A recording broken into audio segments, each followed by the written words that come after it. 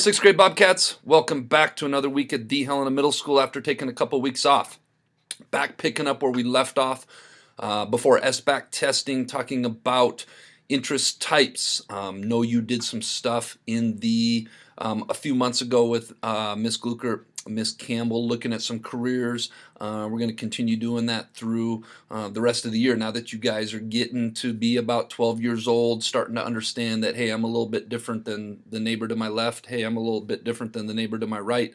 I want you to start thinking about, do you fit into any of these categories? Our ultimate goal is to find a career, find a category which really fits us, we find interest in, and then we start to pair that up with some value stuff we'll talk about in 7th grade, and then some capacity stuff, and ultimately at the end of the day, getting to be like me, where you wake up every day and you really enjoy going to your job or your career, and hopefully that's more of a sense of purpose for you. So going to introduce two today: conventional and enterprising, two very different but equally as important Holland interest types. Got a couple weeks left here on the school year. Let's go out and knock it out the park and finish the school year strong. Let's go make it a great week.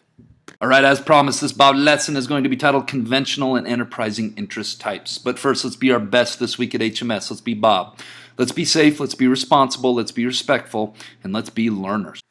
All right, so we're coming back to this hexagon. A hexagon has 6 sides, and this hexagon, this 6-sided hexagon, is representing 6 different specific interest types. And just to review, when we're talking about interest types, we're talking about types of careers that are grouped together, where they have a lot of things in common. We started with realistic last week, and this week I'm going to introduce conventional and enterprising. So we're going to move from the purple over to the gray into the light blue. Conventional interest types are people that prefer structured business situations involving data analysis, finance, planning, and organizational tasks. They value efficiency and order. Enterprising prefer business situations involving persuasion, selling, influencing people. They need to be enthusiastic, energetic, assertive, self-confident, self-assured type people. They're drawn to management, leadership, and marketing roles, and we're going to break these down a little bit more here coming up. All right, let's talk a little bit more about conventional career characteristics. When I think of conventional careers, I think about people that strive in organized, tidy, black and white specific type careers. If you're a person that keeps your locker and your bedroom at home neat and tidy, and you know where everything's at, and it's clean and it's organized, you may be a conventional career type. Conventional characteristic people are conscientious and conservative. They really strive doing careers that are logical and precise. If conventional could be any of our subjects in school, it would definitely be math. In math, if you think about it, there's one right answer and there's one wrong answer. If you move a decimal over, you're going to get the answer wrong. If you come up with an answer that is a couple hundredths of a point off, it's not right. Conventional careers are like math because they are very black and white. They're very specific. Careers that value precision and accuracy. They prefer to do practical tasks. They strive in quantitative measurements. And quantitative measurements, again, is right or wrong, black or white, 100% precise, mathematically measuring something. People that are conventional interest types strive in highly structured environments. If you think about working in an office atmosphere, answering the phone, writing emails, things that need to be precise and information communicated effectively. They feel like following the rules is 100% essential. When we get to artistic, you'll see that artistic is the opposite of all these things. Artistic people like to draw outside the lines. They don't feel a need to be put inside a box. Conventional types are all about following the rules, organization, neat and tidy. I talked a little bit about preferring office settings. And if you look at this bar I have down here at the right, you can clearly see where if this was a chart, things would either be black or white. There's no middle ground. There's no gray. When we talk about artistic types and some of these other types, we talk about gray and we use that as a metaphor. Conventional types are 100% black or white and precise. So typical conventional careers might be an accountant, okay? If you're keeping track of large amounts of money and where money goes, you can't just guesstimate it and put it here or there. It needs to be 100% accurate. An archivist, a librarian, dealing with economics, which is a study of supply and demand. Being an office secretary is a very good example of conventional career. Some military careers, that starts to cross over into realistic that we just talked about, but a lot of military careers are conventional. That's why they have their own timing system that goes up to 2,400 hours, so it's not to be confused with 6:30 a.m., 6:30 p.m. Human resources, where you're organizing people in their jobs and their careers, kind of an administrative role. These are all conventional interest types. Mail carriers. You can't, if you're delivering mail, it doesn't do any good if you deliver it to the wrong house or the wrong office building. It has to be very specific, and you have to be highly organized with people's mail. Computer operators, same thing. Data entry. If you're putting data into a spreadsheet, you can't mess up and put 24.2 when it's really supposed to be 2.42. That'll throw everything off. Dealing with statistics, hotel desk clerk, web development, typing code. If you think about putting in an email address, if you have one little letter off or one period off or a backslash when it's supposed to be a forward slash, you will not get the right web page.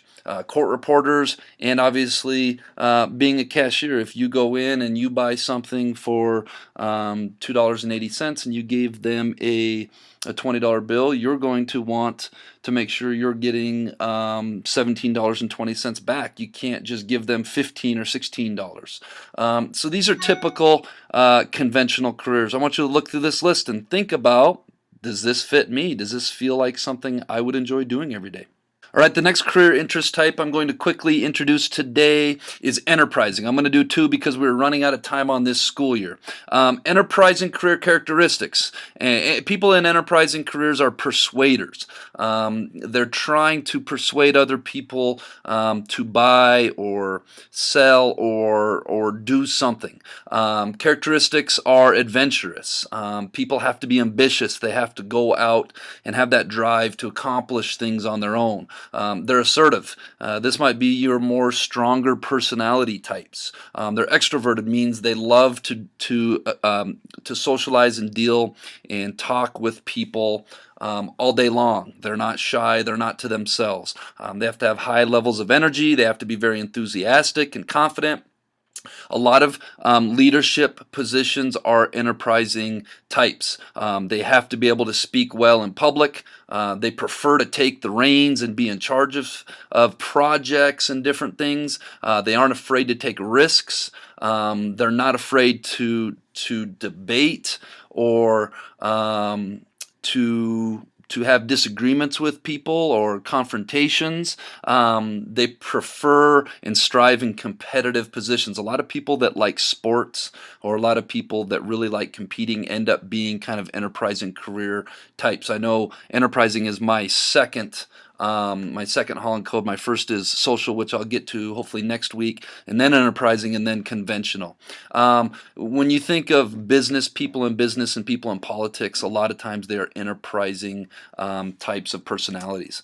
So let's take a look at some typical enterprising careers. You have marketing, trying to persuade somebody why they should buy your good or service. Sales, this is probably the most popular one, where you're out there trying to convince somebody to buy something from you. Working in customer service or customer sales. Educational administration, where you are the boss of a school, like Mr. Boyle, Mr. McKay. Entrepreneur, where you create your own business, that you're a risk taker. You see an opportunity for something and you create a business where you feel like there's a void in the market. people working in finance, people working in personal training or fitness training, broadcast journalism, where you're out there in front of everybody and you have to talk into the camera, being a lawyer. Where you are representing somebody in the court of law, politicians and public relation people that are out there that are the face of government. These are enterprising types. Market research analysis position, working in the stock market where you have to take risks with money and strategically gamble on where to put money so that you can grow money. Working in foreign service or diplomacy, selling insurance, or managing people's wealth and managing people's money. So again, I want you to look and see, do these characteristics and do these type of careers seem like something that would really interest you and something that you could see yourself doing for 62,400 hours. All right, our quote of the week is become the CEO, and CEO stands for Chief Executive Officer. The CEO in any business or corporation is known as the top dog, the boss. So become the CEO of your career destiny, and that's really what we're about here with these Bob lessons to finish out the school year. Like I talked to some of my sixth graders last week and this week, doing career cruising it's not my goal for you guys to choose what career you would like to do today. We want to start introducing this so that as you move on into middle school and into high school, you can start taking more classes that are applicable to that career to really try it on and see, hey, is this a career for me or not? And I want you guys to get excited about what is out there after school when you graduate from either high school or... That brings us to this week's Jellybean Question of the Week winners, who are Angel Kurz, Mackenzie Graham, Logan Kings, Andrew Fields, and Macy McDonald, and whoever YOLO is. The answer was a quarter and a dime. You still kept a dime. That's how you got 35 cents. This week's Jellybean Question of the Week is, you're running a race. You passed the person in second place. What place are you now in? If you think you know, submit your answer to Bob Box. Get it in no later than Friday. Tune in next week. See if you're a winner. All right, Bobcats, got a couple weeks here to go. Let's make this one a great one.